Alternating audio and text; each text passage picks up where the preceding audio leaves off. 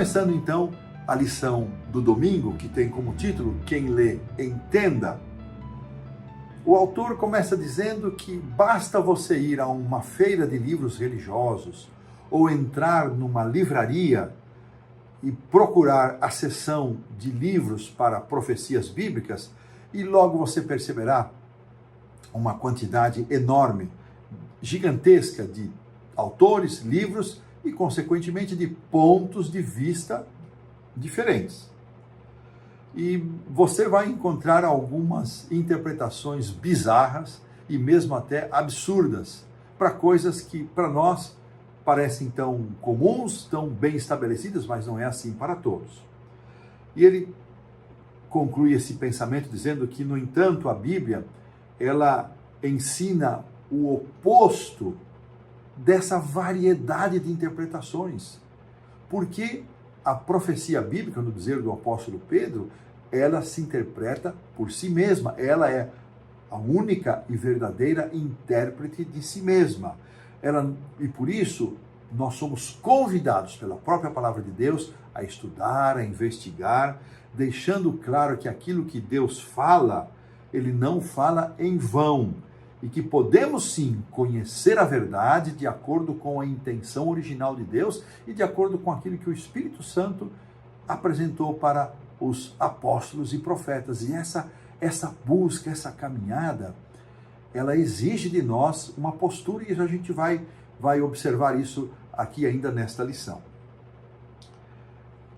Na pergunta número 1, são trazidos aqui alguns textos interessantes que nós vamos considerar. O primeiro que eu coloco aqui em destaque, um texto muito amado por todos nós, de Apocalipse 1, verso 3, onde nós encontramos: bem-aventurados aqueles que leem e aqueles que ouvem as palavras da profecia e guardam as coisas que nelas escritas estão. Um texto que nós amamos muito. Jesus, em Mateus 11, 29, nos convida a aprender dele. E o texto de Jeremias 9, 24, diz que nós não devemos nos gloriar, mas se houver alguma glória, que seja a glória de conhecer a Deus, de saber que Ele é o Senhor, e saber quem Ele é e quais são as suas palavras de revelação. O autor faz um comentário que para mim também é novidade aqui, eu não tinha essa informação, que muitas universidades, possivelmente nos Estados Unidos, oferecem disciplinas sobre Bíblia como literatura. Isso não é comum aqui no Brasil, a não ser nas instituições confessionais de ensino superior. E para um cristão que se matricula e assiste a essas classes em universidades comuns nos Estados Unidos, eles vão descobrir que o professor ele vai lecionar a disciplina sobre a Bíblia como literatura da mesma forma como ele vai lecionar mitologia pagã, por exemplo. E na opinião deles, eles não são capazes de compreender o processo da revelação e imaginar e nem aceitar de que a Bíblia, diferente de qualquer outro livro, qualquer outra literatura, ela é produto, ela é fruto, ela é resultado da revelação sobrenatural de Deus. E de que esse livro foi inspirado. E para eles isso é absolutamente absurdo, não está fora de questão.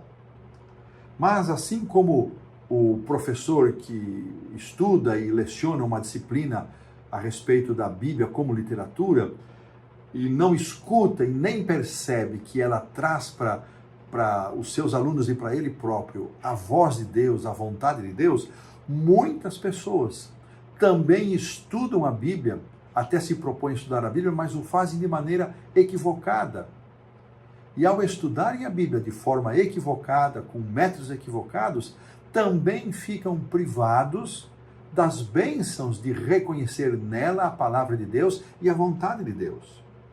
É por isso que, quando alguém estuda a Bíblia e deixa de lado, diz o autor, as ferramentas certas, que é muito importante, e também a atitude correta em buscar a orientação e a guia do Espírito Santo, o estudo da Bíblia pode pode ser prejudicial. Me custa às vezes um pouco entender isso, mas é verdade, eu tenho que admitir, tenho que reconhecer isso. Um incrédulo, o autor termina aqui a lição do domingo dizendo que um incrédulo estava lendo a Bíblia e alguém perguntou a ele o que ele estava fazendo e ele disse assim, respondeu assim, procurando lacunas, procurando lacunas. Esta é uma atitude errada ao ler as Escrituras? Pergunta o autor e não faz a resposta. Será que nós também vamos ler e estudar a Bíblia para procurar lacunas? Ou vamos ler e estudar a Bíblia para buscar conhecer a vontade de Deus, compreender o plano de salvação que Deus nos deixou, conhecer mais de Deus e do seu relacionamento, do seu amor com o ser humano? Que seja essa a nossa atitude, que Deus nos abençoe para isso. E dessa maneira colocamos um ponto final na lição do domingo.